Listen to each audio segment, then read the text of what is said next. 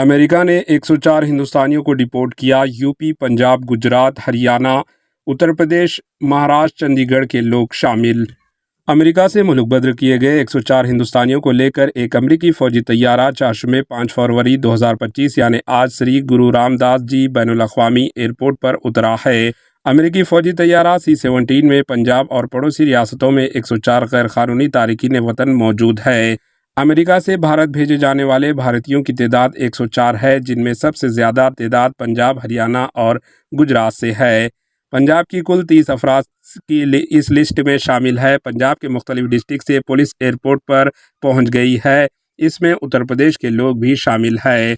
इसके अलावा हरियाणा के 33, पंजाब के 30, गुजरात के 33, उत्तर प्रदेश के 3, महाराष्ट्र के 3, चंडीगढ़ के 2 लोग शामिल है। कुल मिलाकर 104 लोग शामिल हैं, जिन्हें एयरपोर्ट पर मुंतकिल कर दिया गया। अमेरिका से हिंदुस्तान वापस भेज दिया गया। Bureau report, H news.